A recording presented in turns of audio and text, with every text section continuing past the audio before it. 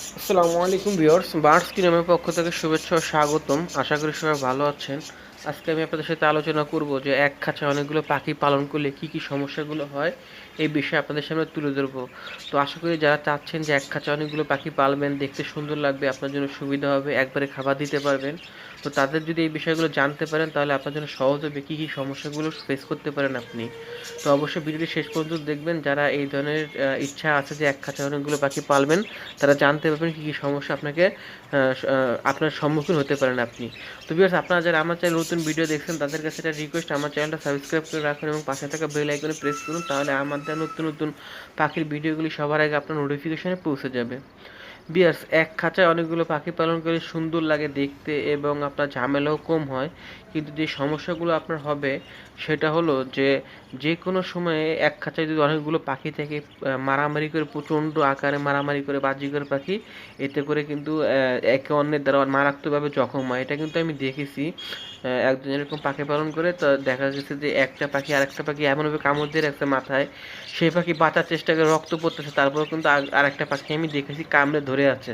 মানে বাজিকার পাখি কিন্তু খুবই হিংস্র এবং খুবই মারাত্মকভাবে এরা মারামারি করে।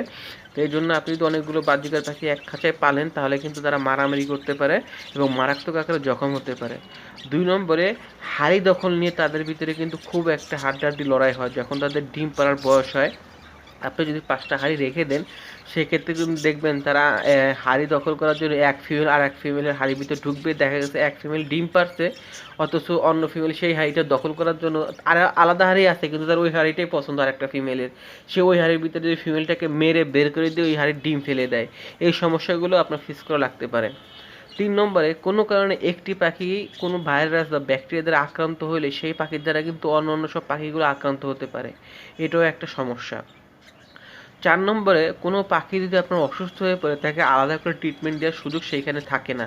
দেখা গেলো আপনার এক খাঁচা যদি 12 বা 18টা খাঁচা আপনি একজোড়া পাখি পালন করেন, একটা পাখি যদি অসুস্থ হয়, সেক্ষেত্রে কিন্তু আপনি তাদেরকে আপনি মেডিসিন দিতে পারবেন সুস্থ করার জন্য। কিন্তু এক খাঁচা যদি 10টা পাখি অসুস্থ হয়, এই একটা পাখির জন্য কিন্তু আপনি 10টা পাখিকে মেডিসিন ব্যবহার করবেন না। সেক্ষেত্রে আপনার সমস্যা হবে যে একটা পাখির জন্য আপনি মেডিসিন ইউজ করতে পারবেন না, কারণ আপনার একটা পাখি অসুস্থ, কেন আপনি 9টা পাখিকে আপনি ঠান্ডার বা পাতলা পায়খানা বা সবুজ পায়খানা মেডিসিন দিতে যাবেন। এই একটা সমস্যা আপনার ফেস করতে হতে পারে। 5 নম্বরে, বড় খাঁচাতে অনেকগুলো পাখি পালন করলে এক্ষেত্রে হয় কি যে খাঁচার মুখ থাকে বড় এবং 2-3টা মুখ থাকে। দেখা গেলো আপনি খাবার দিতে গেলেন বা খাবার বের করতে গেলেন বা কোনোটা পাখি ধরতে গেলেন, দেখবেন যে আপনার হাতের ফাঁক থেকে আরেকটা পাখি উড়ে চলে গেছে। এই সমস্যা হতে পারে। তো আরও নানাবিধ সমস্যা হয় যদি আপনি এক খাঁচায় অনেকগুলো পাখি পালন করেন। এক্ষেত্রে একটা সুবিধা আছে, এক খাঁচায় যদি অনেকগুলো পাখি পালন করেন দেখতে সুন্দর লাগে।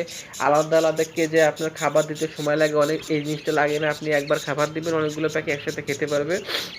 এই সুবিধাগুলো আছে, কিন্তু আর যে অসুবিধাগুলো বললাম এগুলো কিন্তু অনেকে ফেস করে। এই জন্য আমি মনে করি বাজরিগার পাখি 12/18 কেজি এক জোড়া করে পাখি পালন করাই ভালো।